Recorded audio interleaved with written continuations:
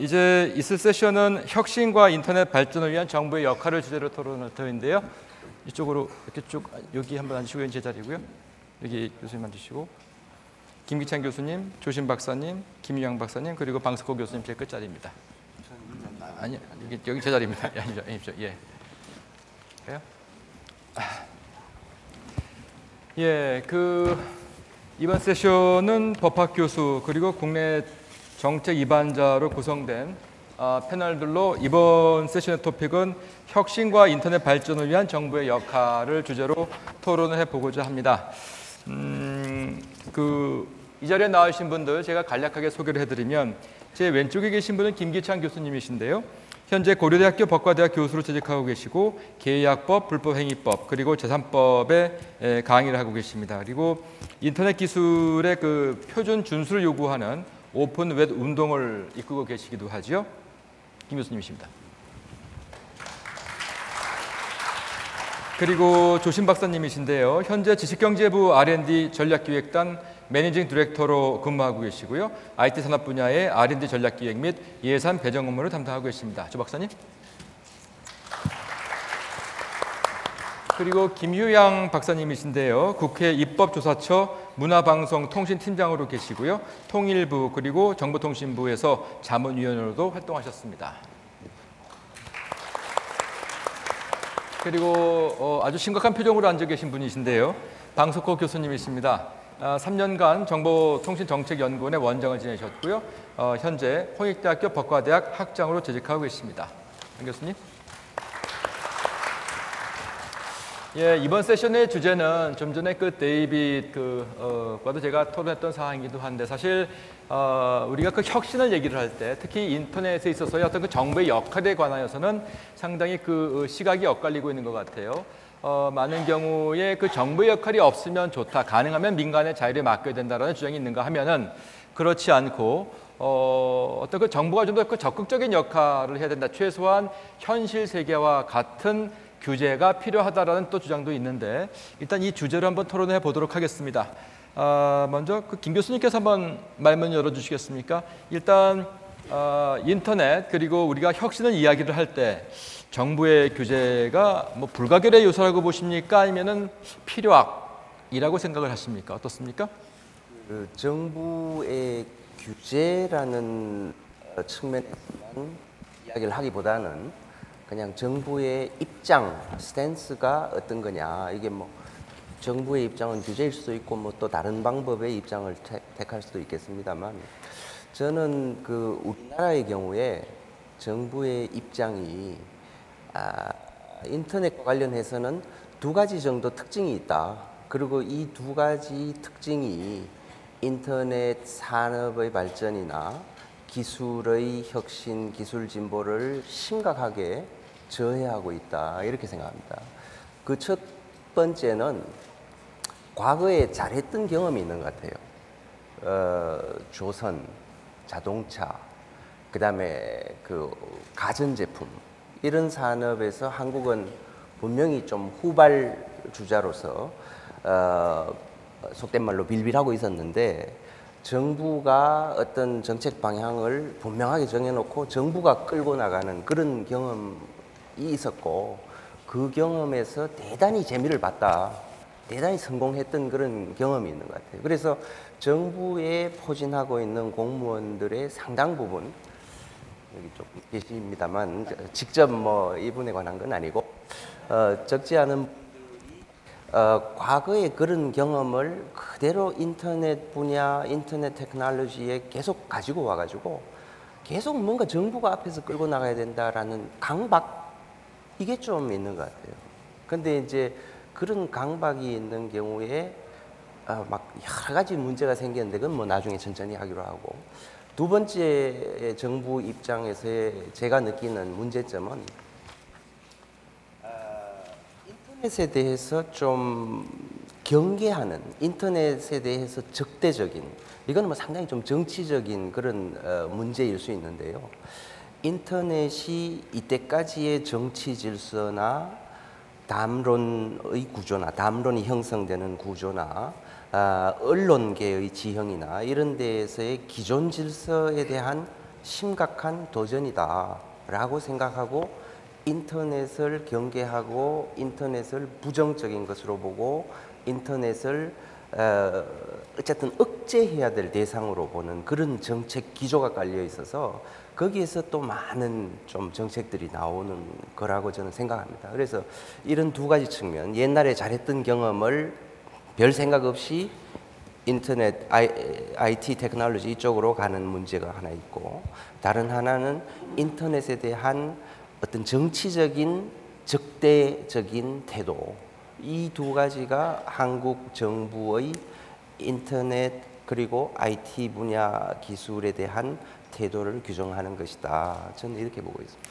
그 조 박사님 지금 말씀하신 내용 가운데 키워드가 한국 정부가 별 생각 없이 과거의 정책 기조를 그대로 가고 있다. 별 생각이 없다. 별 생각이 없다. 그 미소는 무엇을 뜻하는 것일까요? 제가 원래 그 싸움을 붙인 역할이기 때문에요. 네. 예. 제가 뭐 그 정부를 대표해서 나온 건 아니고 물론 아니시죠. 예. 사실이 그리고 제 지금까지 커리어도 경제학을 공부하고 연구소에 오랜 시간 있었고 또 기업에서 실제로 오랫동안 있었고 정부에서 지금 일하기 시작한 지는 3년째밖에 안 됐습니다. 근데 이제 흔히 경제학자들 간에 그 농담 중에 하나가 전 세계에 있는 사람들 중에서 뇌를 수술하면 제일 깨끗한 종자가 이제 자본주의 경제학자다. 왜냐하면 뭐 평상시 질문을 하면 시장에 맡겨라. 시장에 맡겨라 이렇게 답하니까 외과 의사한테 물어보면 째라 뭐 얘기하는 거랑 비슷하니까 별로 생각이 없는 거죠. 시장에 맡기면 되니까 농담 비슷하게 얘기했습니다만 저는 김기찬 교수님께서 두 가지 측면에서 말씀하신 것 중에서 두 번째 이슈는 제가 이렇게 할 측면이 별로 없는 것 같고요. 첫 번째 측면에서 전적으로 공감을 합니다. 그러니까 정부가 뭐 그것이 인터넷이 됐건 뭐 당연히 어떤 산업에서 어떠한 역할을 하는 건 틀림없는데 아무것도 안 하고 있는 것 또한 역할을 하고 있는 건데 어찌 보면 그랬을 때 과거에 정부가 하던 역할과 자본주의 그러니까 경제가 커져가지고 훨씬 규모가 100배, 1000배 커지고 플레이어들 간의 이해관계가 훨씬 더 복잡해졌을 때 과거 방식으로 정부가 어떤 시장에 개입하려고 하면 틀림없이 문제가 생긴다라는 측면 한 가지가 분명히 맞는 것 같고요. 두 번째로 이제 과거에 하드웨어 중심적인 어떤 그러한 산업 정책을 가지고 또는 규제 정책을 가지고 인터넷이라든가 컨텐츠라든가 또는 뭐 소프트웨어 플랫폼 이런 것에 대한 어떤 산업 정책을 펴면 잘 안 맞아 떨어질 가능성은 분명히 크다. 그 두 가지 측면에서 볼 때 저는 원론적인 측면에서는 공감을 합니다. 그리고 뭐 굳이 덧붙였을 때 저도 분명히 정부에서 일하고 있지만 지금보다 정부의 역할이 전체적으로 줄어들어야 된다는 데 대해서는 저는 아무 이견이 없습니다. 그러니까 우리나라의 정부가 상대적으로 좀 개입주의적인 경향을 가지고 있다. 거의 모든 분야에서 라는 측면이 있다라는 거는 분명히 인정을 하고, 근데 이제 어느 부분에서 좀 더 이렇게 더 물러서야 될 거냐 하는 것까지를 제가 여기서 일일이 이제 우선 그 정도에 대해서 원론적으로는 동의한다는 정도의 말씀을 드리는 게 맞을 것 같습니다. 김희영 박사님.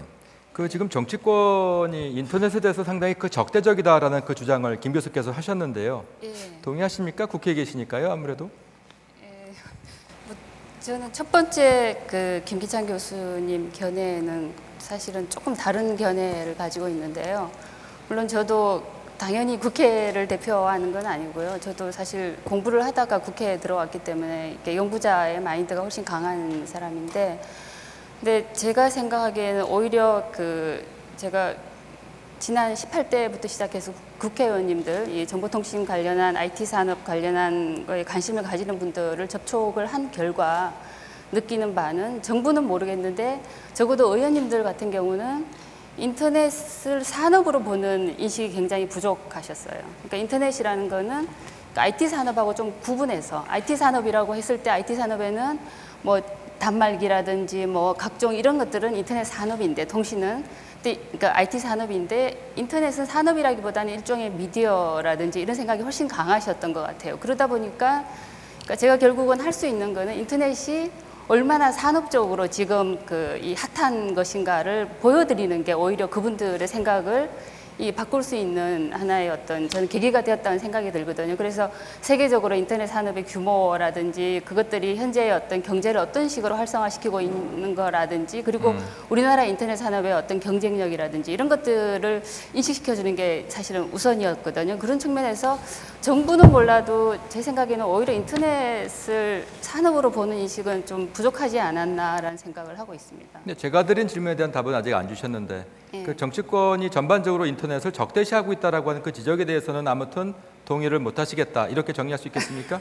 그 사실 적대시하는 거는 사실 만나면 공식적으로는 적대시하는데 또 이 만나면 이 적대시하지 않는 경우가 굉장히 많기 때문에 전 사실은 정부는 잘 모르겠고요. 김기찬 교수님 아마 정부를 말씀하신 것 같은데 그 인터넷 관련해서 굉장히 어려운 점이 특히 그 의원들은 국회 같은 경우에는 표를 이렇게 시민들이 표를 목표로 이렇게 활동을 하시는 분들이기 때문에 그 인터넷의 이용자들이 곧 또 혁신의 어떤 주체가 되기도 하잖아요. 그렇기 때문에 자기가 직접적으로 관련된 것이 아닌 경우에 인터넷 자체를 완전히 적대시하기는 굉장히 힘들어요. 왜냐하면 지금 현재 의원님들이 굉장히 열심히 인터넷을 활용하고 계시거든요. 홈페이지라든지 뭐 이런 걸 통해서 활용하시고 계시기 때문에 정부의 정책 기조에 있어서의 어떤 적대성은 있었는지 몰라도 국회나 뭐 이런 차원에서의 어떤 적대성을 딱 단정적으로 말하기는 좀 힘들지 않을까라는 생각을 저는 하고 있습니다. 방 교수님은 제가 안 지가 참 오래됩니다만 그 뵐 때마다 참 심각한 표정을 계속 짓고 계시는데 혹시 뭐 불편한 건 없으시죠? 없습니다. 예. 근데 저는 인터넷 산업이라는 단어가 잘못됐다고 생각하는 사람입니다. 그러니까 인터넷 산업이라는 건 존재하지 않는다고 생각하는 사람인데 그 얘기는 좀 더 하기로 하고요. 왜냐하면은 인터넷 산업이라는 단어를 쓰게 되면은 우리가 산업화 시대에 익숙한 정책이나 툴로 인터넷을 보겠다 하는 그 연장선에 있기 때문에 거기서부터 첫 단추가 잘못 깨진다고 저는 생각하는 사람이거든요. 그래서 그 얘기는 뭐 어떤 한참 얘기해야 될 상황인 것 같으니까 규제에 대해서 조금 말씀드리고 싶은 게 시대 변화를 잘 못 쫓아간 규제는 사실 바꾸기가 쉽습니다. 뭐 예를 든다면 뭐 우리나라 지도를 해외 서버에 못 갖고 가게 한다라는 그런 법 같은 경우는 바꾸기가 쉽죠. 또 뭐 많이 얘기 나오는 공인인증서라든가 뭐 이런 시대 변화를 쫓아가는데 너무 과도하게 규제한 거, 뭐 인터넷 실명제도 마찬가지인데 그런 것도 언젠가는 바뀔 수가 있는 겁니다. 근데 사실은 인터넷 관련된 규제 중에 제일 어려운 규제, 그리고 우리가 고민해야 될 규제는 이해 집단에 포획된 규제입니다. 예를 든다면 의료법 같은 게 대표적인데 모바일 헬스가 다 좋다고 얘기하거든요. 뭐 만성 질환자들한테 의료 비용도 절감할 수 있고 또 뭐 많은 일자리도 만들 수 있고 뭐 외국에서도 다 하고 대부분의 OECD 국가도 다 하는데 한국은 안 됩니다. 의료법 개정안이 국회에 갔음에도 불구하고 자동 폐기되고 뭐 반대하는 이유는 여러 가지가 있겠지만 대표적인 이유는 뭐 개인 개업이나 중소병원이 그런 비용을 감당할 수 없다. 그래서 의료의 양극화가 벌어진다. 뭐 이런 것들이 이제 얘기 나오는데 사실은 가만히 놔두면은 대형 병원은 가만 놔둬도 고객 관리 차원에서 모바일 헬스에 투자하거든요. 그러니까 가만 놔두면 놔둘수록 즉 도입을 안 하면 안 할수록 의료의 양극화는 더 벌어지는데 그걸 알면서도 이해 집단에 포획돼 가지고 우리가 의료법 개정을 못 합니다.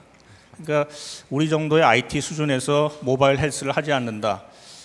남미 같은데 조그만 나라들도 모바일 헬스를 다 하고 있는데 방향은 분명히 알고 국가가 나가야 된다는 건 알면서도 그렇게 이해 집단에 포획돼 가지고 한 발짝도 나가지 못하는 규제, 그리고 더더군다나 그런 규제가 신규 사업자의 진입을 방해할 뿐만 아니라 기존에 있는 그것도 그 규제 비용을 감당할 만한 대형 업체만 먹여 살리는 규제, 이게 사실은 제일 심각한 규제고 우리가 고민해야 될 규제도 이제 그런 규제가 아닌가 생각을 합니다. 예. 네, 방 교수님 말씀하신 방 교수요, 왕 교수요?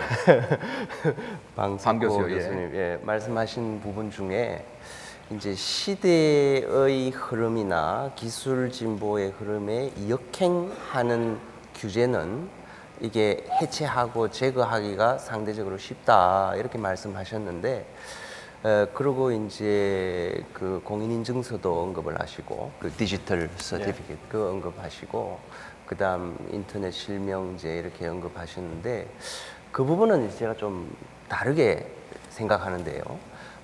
공인인증서라는 게 이제 뭐 government endorsed digital certificate 아니면 government endorsed certification service 뭐 이런 건데 처음에 도입된 것이 1999년이거든요. 지금부터 13년 전에 도입됐고요. 그 도입됐을 때의 계기는 이거 디지털 서티피케이션 이거 앞으로 큰 마켓이 될 것이다. 딴 나라 잘 안 하는데 우리나라가 뭔가 좀 빨리 나가야 된다라는 그런 드라이브를 누가 걸었냐 하면 인더스트리가 아니고 정부 공무원이 걸었어요. 그래가지고 그걸 한번 도입시키고 나서 전 세계 아무데도 안 하는 방식이거든요.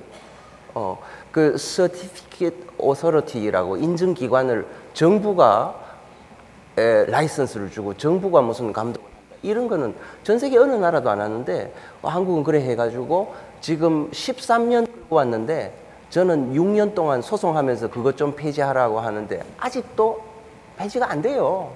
아무리 시대에 역행해도 그런 식으로 한번 공무원이 엄청난 의욕을 가지고 막 그렇게 도입해버리고 나면 폐지가 안 돼요. 그러니까 아무리 시대에 역행, 그 실명제, Real Name Verification 그것도 공무원이 뭔가 인터넷에 대한 적대감을 가지고 저는 그렇게 이해해요. 인터넷을 위험한 것으로 보기 때문에 그런 걸 도입한 건데 시대에 역행하는 거고 기술적으로 말도 안 되지만 한번 들어오고 나면 5년 동안 끌었거든요. 결국 정부가 혼자는 폐지 못하고 헌법재판소가 위헌 심사해가지고 겨우 폐지되는 거고요. WIP라고 있어요. Wireless Internet Programming 뭐 인터페이스 어쩌고 하는 그거 있는데요. 그것도 공무원이 그거 참 궁금해요. 공무원이 뭐 그렇게 할 일이 없는지 자기가 마치 CEO 비즈니스 같이 그렇게 생각해가지고 이거 그 피처폰이라고 핸드폰 과거 나오기 전에 거기서 뭔가 잡다한 그런 프로그램들 그 피처폰 운영 체제와 서로 이렇게 연결하는 그 테크니컬 스펙 한국의 정부 산하 기관이 만든 거예요. 그래 그거를 또 정부가 막 강제로 좀 밀어주면 잘 되지 않을까? 이래가지고 모든 한국에서 파는 모든 폰에는 반드시 WIPI, WIPI 그 스펙을 채용해야만 한다라는 규정을 턱 넣어버렸는데 스마트폰 나오고 뭐 완전히 기술적으로 뭐 irrelevant 하게 된 이후에도 몇 년을 끌다가 결국은 바뀌고 규제는 그런 식으로 의욕에 의해서 한번 도입되고 나면 빠지기는 참 어려운 거예요. 제가 좀 거의 뭐 집어 던질 분위기신 것 같은데요. 아니 뭐 맞는 말씀인데요. 그러니까 이제 우리가 흔히 얘기하는 이제 정부의 역할과 이제 민간 사업자의 역할에 대한 이제 배분 문제겠죠. 근데 인터넷은 뭐 아시다시피 처음부터 열린 네트워크이고 거기에 있는 공공 정보는 뭐 모든 사람이 다 액세스해야 될 이제 공공 자산인데 문제는 그 공공 정보를 이용해서 서비스하는 것도 정부가 꼭 해야 되느냐? 근데 정부가 해야 된다는 이제 강박관념이 있다는 것은 저는 동의를 합니다. 그러니까 공공 정보를 활용하는 것을 민간이 아니라 정부가 해야 된다라는 것은 이제 어떻게 본다면 아무것도 없을 때 시장을 처음 만들 때는 정당화될 수 있는데 그나마 그 시장을 이제 유지하고 디자인하고 거기다 심지어는 이제 규제자로서가 아니라 플레이어로서 뛰어들겠다고 하는 데서 이제 불행이 싹 트는 거죠. 그러다 보니까 이제 그걸 유지하기 위한 이제 규제도 만들어지고 그런 건데 현재 우리가 갖고 있는 정보 디지털 관련된 또 인터넷 관련된 법들이 90년대부터니까 뭐 기껏해봤자 이제 20년이 안 되는 그런 얘기들입니다. 그러니까 거의 산업화 시대의 그 마인드 정책하고 상당 부분이 겹치고 바뀌지 않는 것들이 많기 때문에 정부가 앞장서 갖고 뭐 아시다시피 우리는 전산화도 먼저 했고 다른 나라보다도 가장 먼저 공공 분야의 전산화가 앞장서서 일어났기 때문에 프라이버시 법도 공공 분야부터 만들어지는 아주 독특한 문화를 가졌죠. 그런 식으로 정부의 전산화 정책에서 끌고 가가지고 이제 인터넷의 인프라는 세계 최고 수준으로 왔기 때문에 그런 이제 정부 주도하에 산업화 시대의 산업화 정책, 또 기금, 돈, 뭐 R&D 이런 것들이 굉장히 자연스럽게 다 녹아 있기 때문에 이것을 어떻게 하면은 민간한테 넘겨주느냐 하는 작업을 정말로 심각하게 고민해야 되고 그러다 보면은 그 가운데는 잘못된 규제, 그러니까 조금 시간이 걸리지만 방향은 다 알고 있는 규제가 있고 조금도 움직이지 못하는 규제가 있기 때문에 그 규제의 경중을 좀 볼 필요가 있다라는 얘기를 제가 드린 겁니다. 저도 예. 뭐 한 가지만 말씀을 더 나오나요? 그 이제 조금 전에 김기찬 교수님께서 위피 사례를 말씀을 주셨고, 제가 사실 10여 년 정도의 그 기업 경험이 통신 사업자에 있었습니다. 그렇기 때문에 가장 그 규제가 심한 국가 중에 하나인 한국에서 그 규제의 어떤 규제를 받는 기업의 어려움을 사실 잘 아는 편인데, 이제 분명히 이제 빛이 있으면 그림자가 빛이 강할수록 그림자가 강한 측면이 있는데, 그거는 인정을 해줘야 될 것 같아요. 우리나라가 이제 사실 이제 IT 분야의 성장이 지난 30년 사이에 우리나라에서 이루어졌는데, 시행착오도 굉장히 많았고 어려운 점도 많았지만, 또 어찌 보면 지난 1980년대 초반부터 한 30여 년 동안의 IT 산업에서의 성장은 사실은 좀 어찌 보면 좀 이렇게 안 믿어질 정도의 측면이 있었고, 그 부분에 있어서 초기에 특히 정부의 역할이 굉장히 컸다는 거에 대해서는 또 어느 누구도 부정하지 않죠. 근데 이제 정부 관료들이나 정부의 어떤 그 본질적인 속성상 이제 TDX 같은 것 또는 CDMA 같은 곳에서 성공했던 경험을 바탕으로 해서 자꾸만 새로운 성공 스토리를 만들어 나가려고 하는 거예요. 근데 환경이 바뀐 거를 이제 때로는 일부러 무시를 하거나 또는 모르거나 또는 기술의 변화가 굉장히 언설튼한 그러니까 TDX를 만들 때 그건 이미 있는 교환기 갖다가 만드는 거니까 쉽죠. 그러니까 그 자체가 쉽다는 뜻이 아니라 방향성은 클리어한 거지요. 근데 사실 이제 이미 위피를 도입할 거냐 말 거냐라는 거는 사실 그때는 우리가 너무 앞서가 있는 상황이니까 이제 안 좋았던 거죠. 근데 생각해 보면 위피가 있었기 때문에 피처폰 시대에 있어서 다른 어느 나라보다도 우리나라의 무선 인터넷 환경이 더 잘 돼 있었다라는 거는 또한 부정할 수 없는 측면이거든요. 그러니까 그게 위피 덕분이었다 모든 것이라고 말씀드릴 생각은 없었지만, 근데 이제 정부가 아까 이제 김 교수님 말씀에서 공감하는 부분은 상황이 변화하면 그걸 이제 좀 이제 플렉서블하게 위피를 뭐 너무 강제하지 않고, 그래 처음에는 위피밖에 없었으니까, 그리고 특히 퀄컴의 브루랑 싸워야 되는 상황에서 이제 위피를 좀 강제할 수 있었다 하는 것까지 이해를 한다고 치더라도, 그 다음 단계에서는 이거를 강제하는 거를 하지 말았어야 되지 않느냐라는 쪽으로 이야기를 할 수 있는데, 어찌 보면 우리나라의 IT 산업에서 지난 10여 년간에 생겼던 여러 가지 규제 이슈는 과도한 정부의 어떤 개입주의적인 성향 이슈가 하나 있었고, 그다음에 first movers disadvantage가 저는 있었다고 보는 겁니다. 분명히 누군가가 의사결정을 해야 되는 상황에서 정부가 지나치게 나서서 의사결정한 거는 분명히 문제지만, 어차피 first mover로서 생길 수밖에 없는 disadvantage가 있었다라는 부분. 그다음에 세 번째로, 굳이 제가 이런 자리에서 좀 가끔 언급을 하지만, 제가 정부 사이드에 와서 한 3년째 일을 하다 보니까 어떤 이슈가 생겼을 때 정부가 아무 일도 안 하고 참는 것도 정말 어려운 일이더라고요. 우리나라에서는요. 뭐 어떤 문제가 생기면 굉장히 이율배반적인 태도를 보이는 집단들이 있습니다. 누구라고는 얘기하지 않겠지만, 평상시에는 정부는 그렇게 사악하고 무능력하고 뭐 이런 집라고 막 매도하던 그런 분들이 바로 정부는 뭐 하고 있냐, 이런 문제가 발생했는데 그렇게 무능력하고 사악한 집단한테 왜 기대를 하는지 전 잘 모르겠어요. 그래서 누가 어느 집단인가요? 더 이상 얘기하면 이슈가 될 것 같습니다. 뭐 그런 부분들에서 어떤 그 다소 정부의 어떤 포지션과 정부의 역량과 역할에 대해서 인컨시스턴트한 포지션을 취하는 사람들이 있다. 그러니까 거기에 정부 관료들은 올라탈 인센티브가 생기는 거죠. 그죠? 그러다가 보니까 예. first mover disadvantage가 또 생기는 거고, 이런 부분들이 있다라는 거를 우리가 이해는 해야 된다라는 그런 부분에 김 교수님이 들어가는 거라는 말씀 아니신 거죠? 여기서는 더 이상 코멘트하지 않겠습니다. 뭐 데피니틀이 아닙니다. 예, 데피니틀이 아닙니다. 근데 김 박사님 어떠십니까? 결국 그 정부의 역할에 대해서 여러 가지 평가가 가능할 것 같아요. 물론 잘못된 정부의 정책도 있겠습니다만 좀 바람직하다 할까요? 또는 필요하다라고 생각되는 정부 역할도 있지 않을까요? 제가 정부 대표가 아닌데 사실은 제가 하고 싶은 얘기를 하자면, 사실 굉장히 고전적인 논쟁입니다만 경제 발전에서의 국가의 역할은 굉장히 고전적인 논쟁이잖아요. 근데 사실 미국을 제외하고 미국, 영국 정도를 제외하고 어떤 나라가 완전히 국가와 관련 없이 자유시장에서 경제 발전을 이뤘는지에 대해서는 사실 좀 더 논의를 해봐야 될 아주 지금 여기 한 시간으로 끝날 이슈가 아닌 거란 생각이 들고요. 저는 아까 김기찬 교수님이 하신 말씀의 핵심을 좀 다시 한번 얘기를 해볼 필요가 있다는 생각이 드는데요.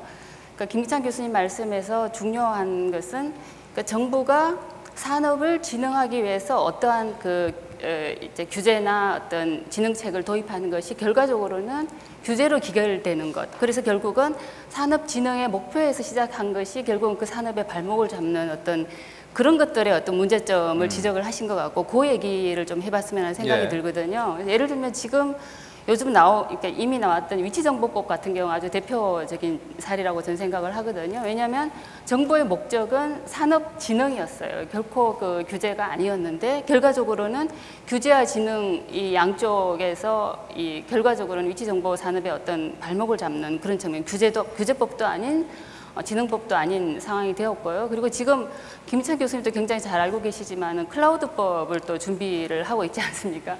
지금 클라우드법의 어떤 진행 방향이라는 것도 사실은 너무 예측이 가능한 거예요. 왜냐하면 목표는 정부로서는 굉장히 강력하게 클라우드 산업의 어떤 육성이라는 것들을 비전을 내세우고 있는데 실상 지금 진행되는 양상이나 나온 어떤 안들을 보면은 사실상 규제가 굉장히 강력하게 들어가 있는 측면이 있거든요. 그러니까 바로 그런 정부가 진흥의 목적에서 만들었던 어떤 법률이나 진흥책들이 결과적으로는 규제로 기결되는 그것들이 좀 문제가 있지 않나라는 그런 생각들은 저는 하고 있고 그게 김기찬 교수님 말씀의 핵심이 아닐까라는 생각이 좀 드는데. 그러니까 규제 산업 진흥이나 육성에서 시작한 좋은 의도가 규제라고 그래갖고 이제 비판을 받는 큰 이유 중에 하나가 저는 대상이 사업에 대한 것이 아니라 사업자를 대상으로 자꾸 규제의 포인트가 있기 때문에 문제가 있다고 생각을 합니다. 그러니까 우리가 무슨 사업법이라는 것은 굉장히 흔한 이름인데 실제로는 대체로 사업자 관리를 하는 법이거든요. 그러니까 사업자의 데피니션을 내리고 사업자의 정의를 내리면서 그 사업자가 하는 행태를 규제하고 있기 때문에 사업자는 새로운 서비스를 도입하게 되는 순간 바로 불법을 저지르게 돼버립니다. 그래서 그런 식의 시장을 디자인하겠다라는 것이 이제 과욕으로 되고 사업자를 직접적으로 언급하게 됨으로 인해 가지고 사업자의 활동 범위를 줄어들게끔 만드는 그런 것이 흔히 하는 어떤 정부 규제의 패턴이 인허가라는 걸로 우리가 얘기를 하는데 인허가를 통해 갖고 사업자 관리하고 그리고 그것을 이제 사업법이라고 하지만 실질적으로는 사업자 관리법으로 지금 되어버린 것이 좋은 의도와는 달리 굉장히 인터넷 시대에는 맞지 않는다. 그렇게 우선 하나 얘기할 수 있고요. 두 번째는 아까 제가 좀 말씀드린 것처럼 인터넷은 본래 공공재적인 성격을 갖고 있는데 거기서 제공되는 서비스도 공공 서비스니까 정부가 하는 게 맞겠다라는 생각이 너무나 자연스럽게 우리 규제 체계에 많이 있거든요.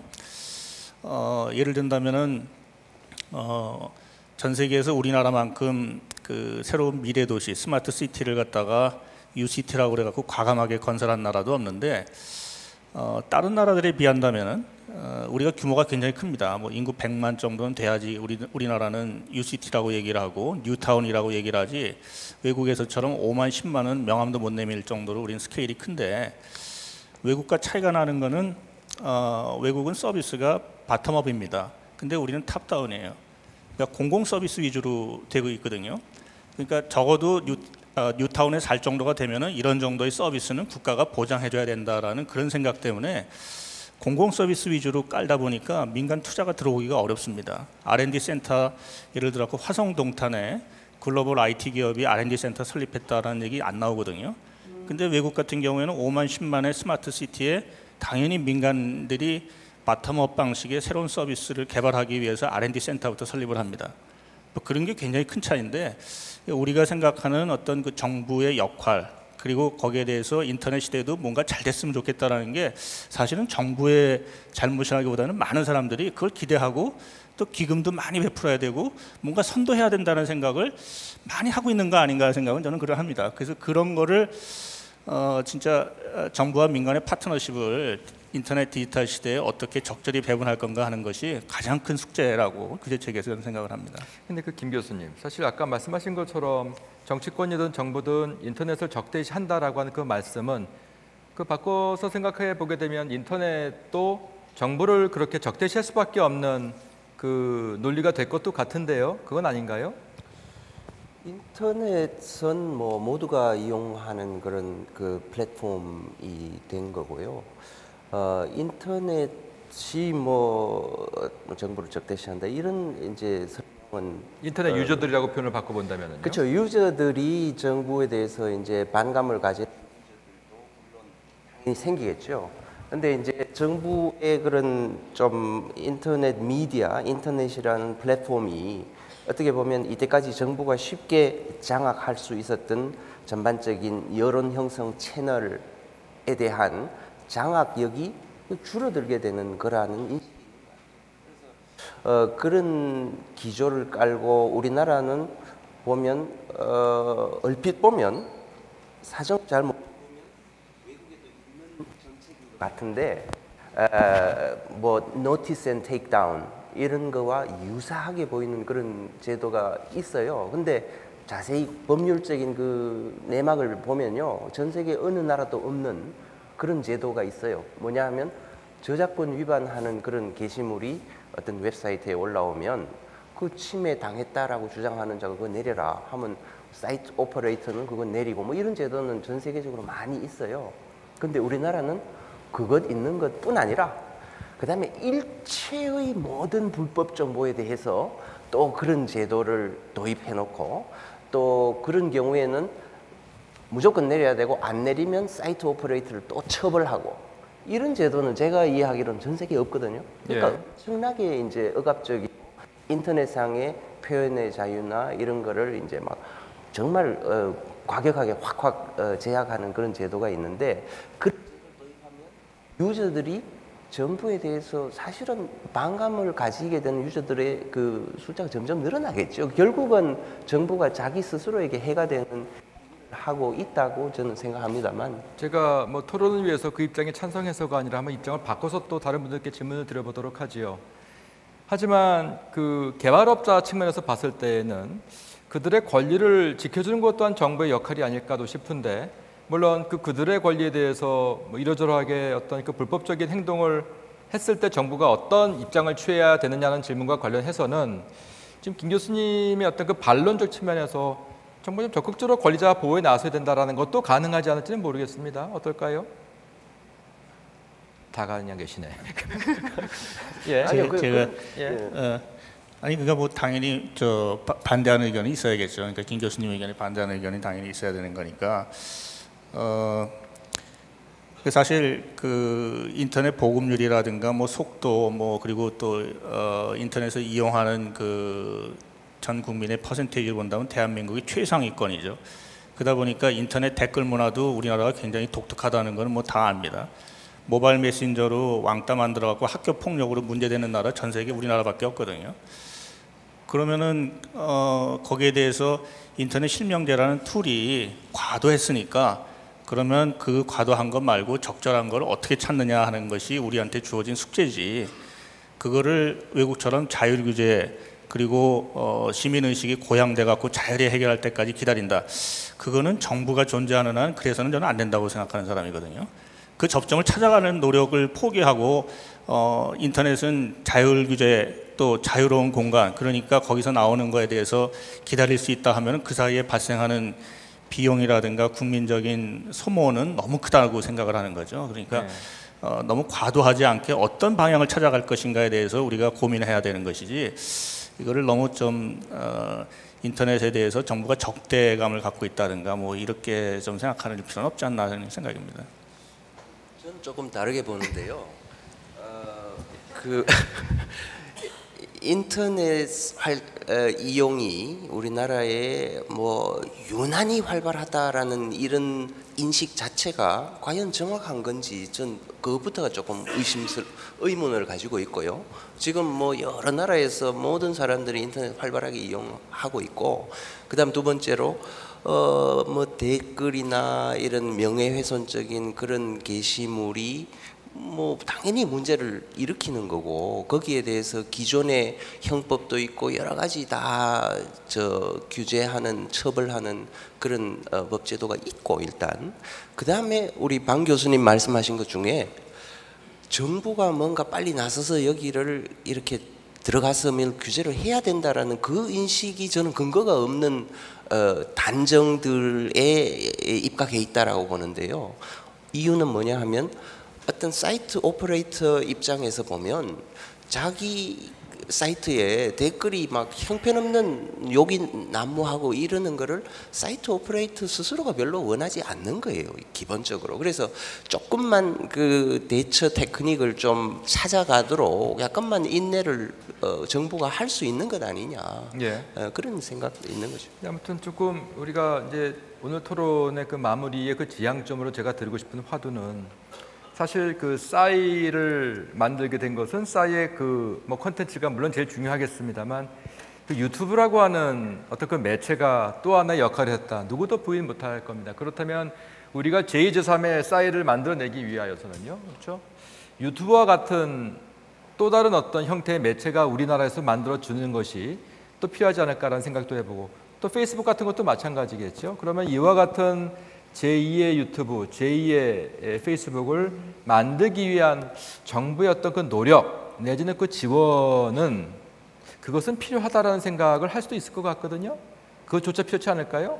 저한테 물으시는 뭐 다 네 분 자유롭게. 제가 먼저. 예, 조 박사님. 그러니까 뭐 궁극적인 결과 관점에서 본다면 그런 기업들이 나오고 하는 것이 바람직하다는 거에 대해서 반대할 사람은 아마 아무도 없을 겁니다만은, 정부가 나서서 제2의 구글, 제2의 페이스북을 만들겠다라고 나서면 안 된다고, 네, 저는 생각을 합니다. 그러니까 이제 제가 이제 R&D 관련 프로젝트를 지금 어디다가 돈을 쓸 것인가 하는 걸 관리를 하고 있는 입장인데, 하드웨어는 상대적으로 쉬워요. 상대적으로. 뭐 3년짜리 예를 들어서 어떤 부품을 개발을 하자. 그러면 우선 결과물이 딱 눈에 보이고요. 그 다음에 그게 작동하느냐 안 작동하느냐는 건 기계적으로 작동하는지 안 작동하는지만 테스트하면 된다고요.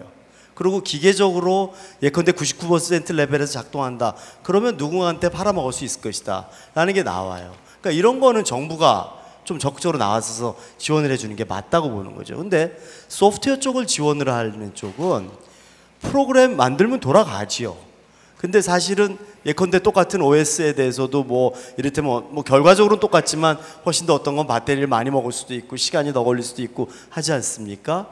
그랬을 때 과연 이 소프트웨어가 이게 정말 잘 펑셔닝 하고 있느냐라는 거를 누가 어떤 잣대로 매저할 거냐.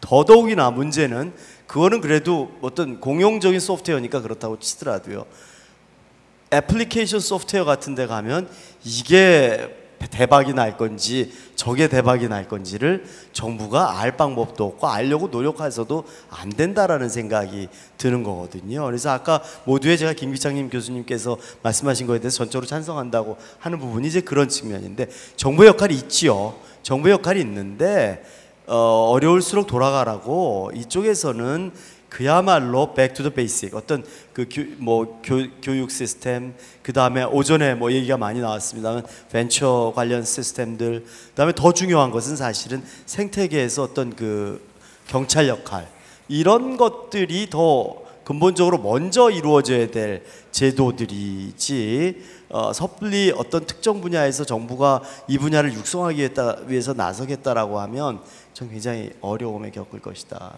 예, 그런 생각을 하고 있습니다. 예? 그 유튜브도 이렇게 언급하셔가지고 저도 한 가지 말씀드리면, 한국 정부 입장이 가지고 있는 문제점은 제가 이해하기로 개입 안 해야 될 때 개입하고 또 들어가서 활발히 규제해야 될 분야는 안 들어가고 있는 거기서 생긴다. 판도라 TV라고 있었습니다.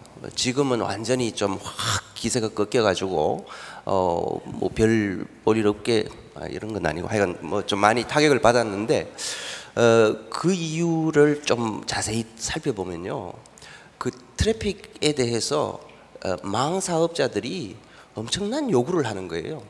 그러니까 동영상 뭐를 서비스를 하려면 막대한 트래픽이 생겨나는데 망 사업자들은 그 망 이용 대가를 그 판도라 TV는 뭐 이런 종류의 서비스 제공자에게 대단한 액수를 요구를 하는 겁니다.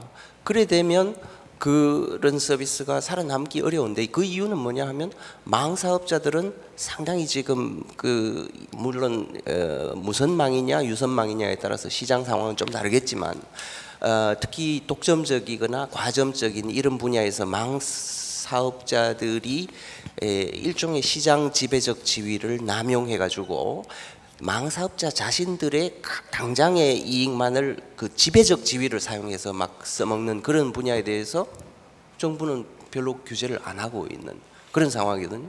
그러니까 한국에서 무슨 동영상 서비스 이런 걸 하려면 망 사업자들 때문에 살아남지를 못하는 그런 또 문제가 생기는 거죠. 아니요, 예, 망 사업자 때문에 망한다 이런 말씀. 네네네. 그래서 그 결국은 예 대신에 안 들어가야 될 분야. 옛날에 뭐 자동차를 만들어야 된다. 이거는 목표가 뻔하잖아요. 그거 만들면 되는 건데 지금은 조 박사님 말씀하신 대로 뭐 앞으로 빅데이터가 뜰지 아니면 뭐 퍼스널라이즈드 스몰 데이터가 뜰지 아무도 지금 모르는 상황에서 정부 또는 정부의 돈을 그 국민 세금을 몇 조씩 가지고 이거 뜰 거야 해가 이리로 확 밀어준다거나 저거 뜰 거야 해가 저거 확 밀어준다거나 더 이상 규제라는 그런 모습은 안 지닐진 모르겠지만 예. 막대한 돈을 그런 쪽으로 탁 밀어준다는 것 자체가 기술 진보의 방향을 왜곡하는 그런 효과가 있다 이런 생각입니다. 혹시 예, 방 교수님 지금 하신 게 한숨을 쉬신 건가요? 아닙니다. 그 한숨 저는 그런 거 전혀 하는 사람이 아니니까. 그 제2의 실리콘밸리를 만들자는 얘기는 꽤 오래 전에도 있었고요. 그 우리나라도 테크노파크라고 그래갖고 굉장히 많이 있거든요.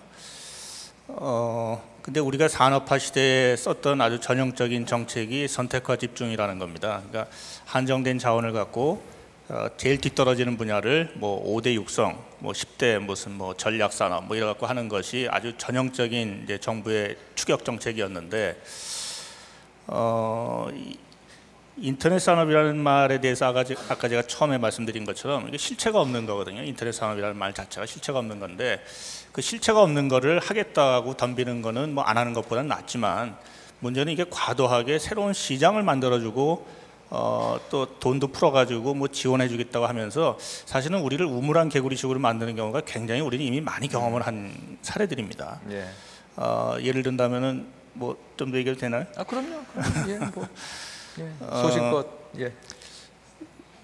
저 규제 안 합니다. 예. 예. 돈의 흐름을 갖다가 원활하게 하겠다. 그러니까 투자를 잘 회수하게 하겠다 그래가지고 이미 과거에도 뭐 프리보드 시장이라는 것도 만들었고요. 노무현 정부 시대 때 만들었고 또 기술거래소 시장이라는 것도 만들었고 또 지금은 뭐 새로운 이제 총선 공약으로 지난번에 M&A 거래소 시장이라는 것도 만들겠다고 나왔거든요.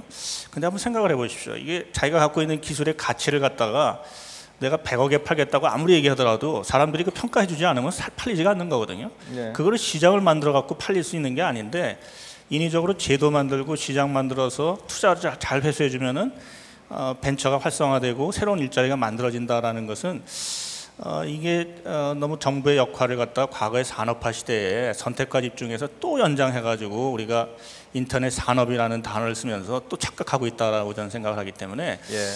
제2의 실리콘밸리 만들겠다는 건 좋은 얘기입니다. 좋은 얘기인데 예를 든다면은 뭐 지금 유럽에서 제2의 실리콘밸리라고 하는 런던의 테크시티처럼 아이디어 거래하는 장터 그런 이제 자기가 좋은 아이디어가 있으면은 그 아이디어를 저로서 공유하고 검증할 수 있는 정도의 장터. 영국 정부는 자금 지원하지 않거든요. 뭐 그런 아이디어 거래소 같은 거래소라기보다는 아이디어 거래 기회를 갖다가 많이 만들어주겠다. 예. 뭐 그런 거에 당연히 필요한 방법이고 또 해야 되는 건데 우리가 갖고 있는 돈, R&D 절대로 OECD 국가 가운데 적지 않거든요. GDP 가운데 상당히 비중이 높은 국가입니다. 우리는.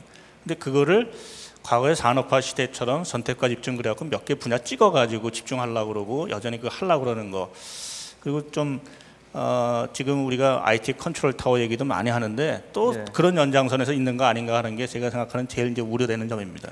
뭐 이제 그 Q&A 시간으로 이제 플로어에서 그 소통하는 시간이 된 것 같긴 한데요.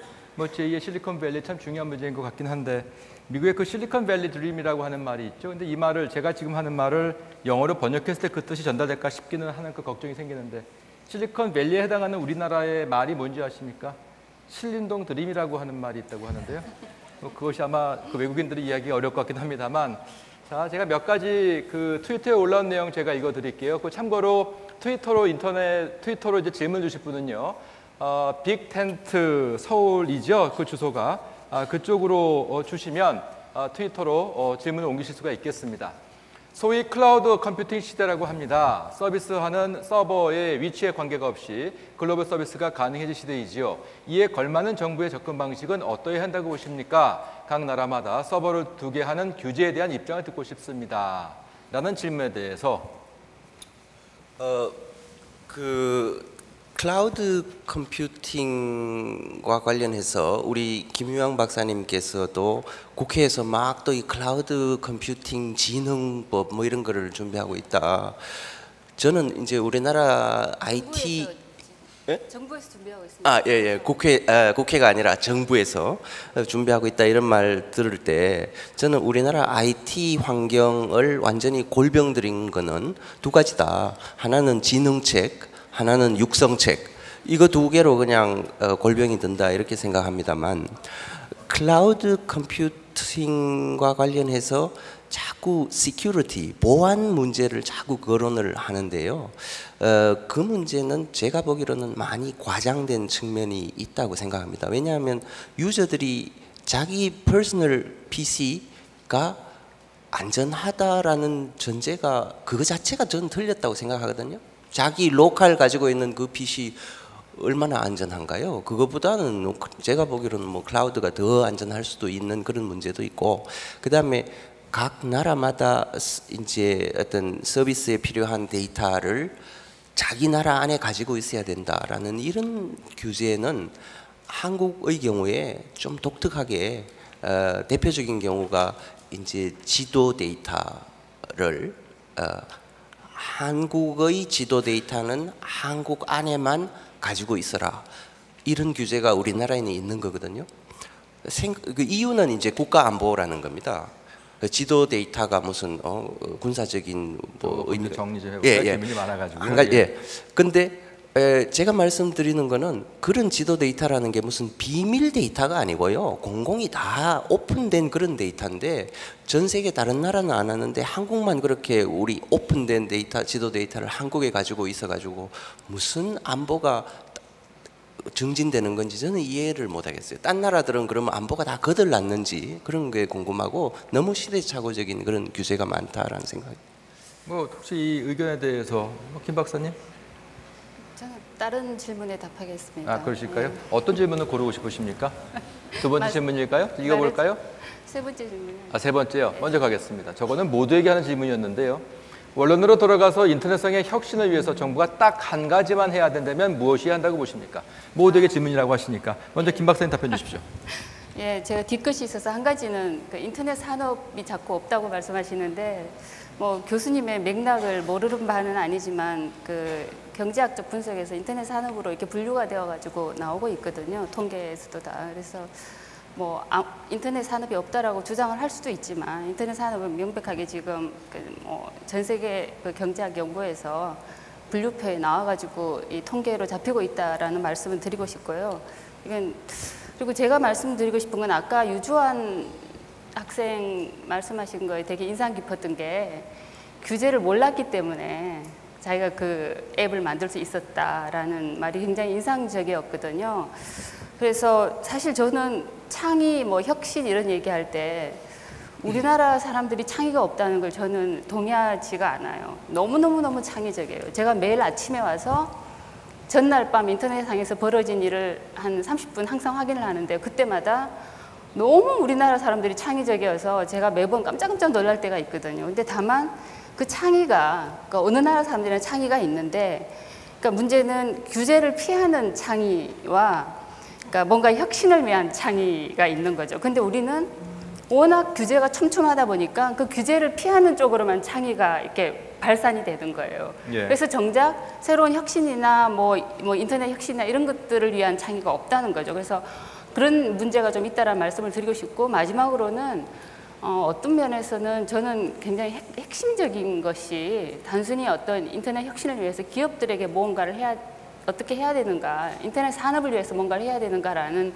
것은 또 다른 규제를 불러올 가능성이 있기 때문에요. 차라리 인터넷상의 어떤 표현의 자유라든지 이런 것들, 어떻게 보면 사람들이 인터넷에서 자유롭게 표현하고 그리고 자연스럽게 자율 규제를 할 수 있는 어떤 룰을 배워나가는 것이 저는 혁신의 바탕이 된다라고 생각하거든요. 왜냐하면 인터넷 시대에 기업가는 한 사람이 유주한 군 같은 학생이 될 수도 있고 큰 기업이 될 수도 있잖아요. 구글 같은 큰 기업이 될 수도 있기 때문에 저는 그런 측면에서 그 국내에서의 어떤 임시조치나 이런 것들의 어떤 인터넷 규제라는 것이 진정한 인터넷 혁신을 가로막는 것이 아닐까라는 그런 말씀을 드리고 싶습니다. 딱 한 가지만 얘기하라고 했는데 세 가지를 말씀하시니까 그 질문은 딱 한 가지만 얘기하라고 했었거든요. 조 박사님 어떻습니까?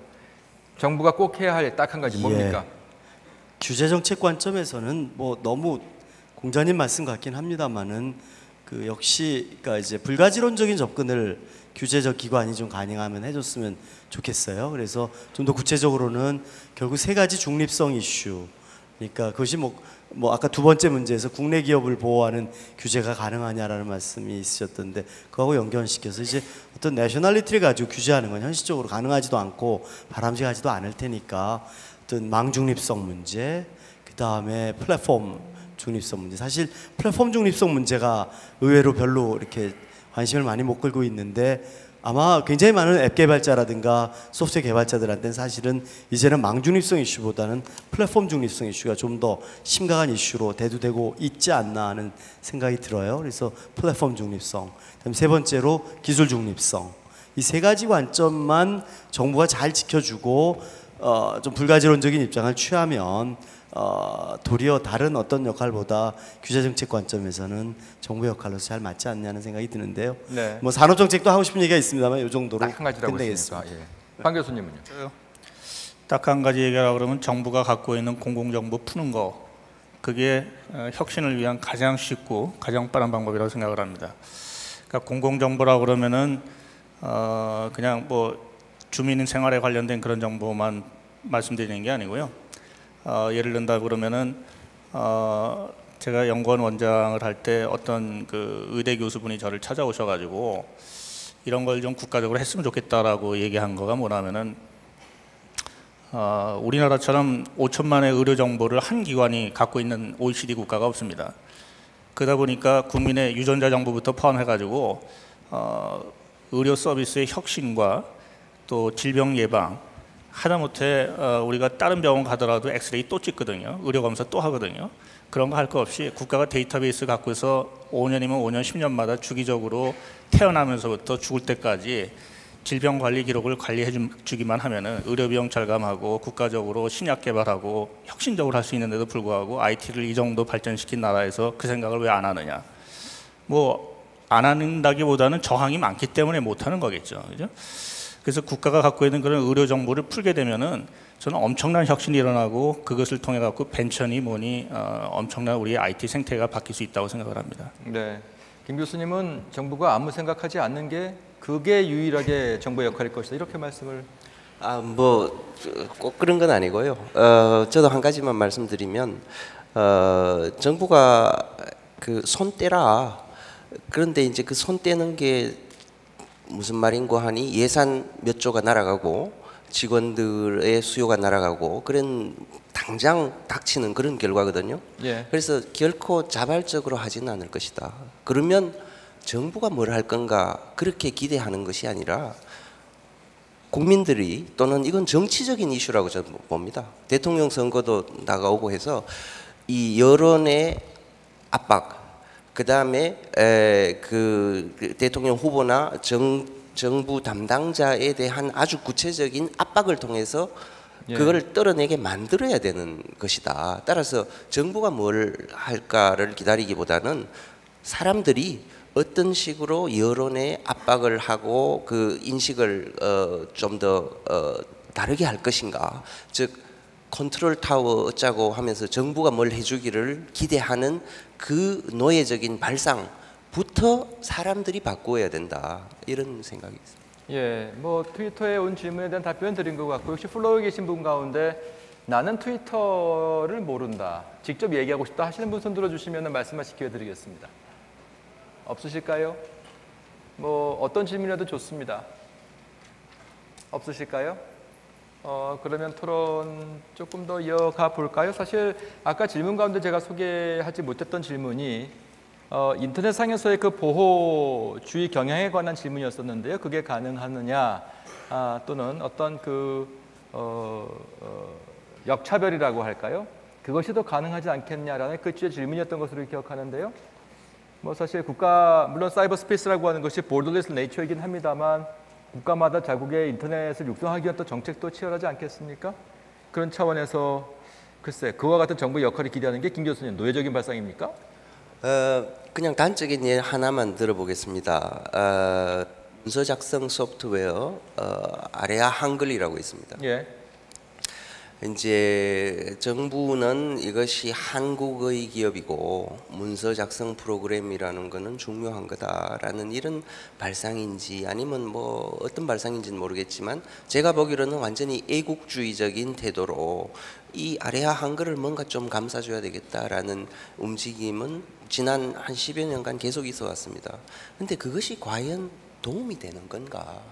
그거를 좀 진지하게 물어볼 필요가 있는 것 같아요. 왜냐하면 지금 공문서나 이런 것이 다 이 HWP 확장자로 끝나는 그런 문서로 저장되고 있다면 앞으로 10년, 20년 long-term archiving, long-term retrieval 이것 과연 가능한 건가?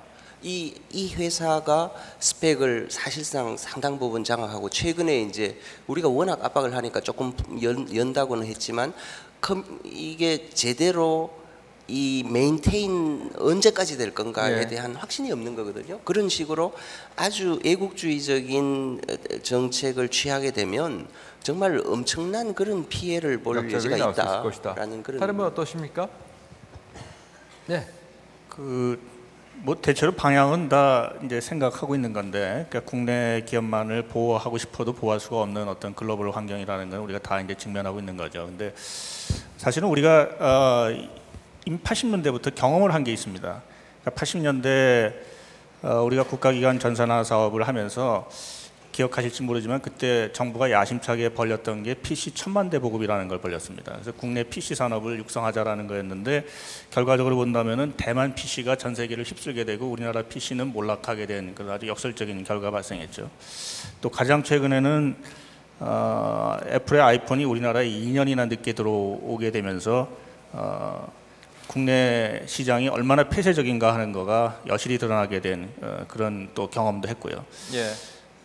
사실은 이게 당이론적으로 애국심에 호소하는 게 맞는 것 같지만 이미 인터넷 환경은 그걸 허용하지 않고 있기 때문에 정책적인 것도 벤처도 역시 글로벌 시장에서 경쟁하게끔 냉혹하게 집행하는 것이 정답이라는 것은 뭐 이미 나와 있다고 생각을 합니다. 예. 자, 이제 그 시간이 거의 다 돼서요. 이제 브레이크를 해야 할 시간에 왔습니다만 혹시 네 분 가운데 내가 이 말을 꼭 해야겠다, 이 말 못하면 집에 가서 잠을 못 자겠다는 것이 있으시면은 기회를 드리고, 아니면은 여러분들이 기다리시는 그 브레이크를 갖도록 하겠습니다. 한 10여 분 정도 시간을 이제 휴식 시간을 갖고요. 이어서 3D 프린팅 데모로 시작을 해 보도록 하겠습니다. 한 10분 정도 커피 타임 갖도록 하겠습니다. 10분 뒤에 와주십시오. 고맙습니다.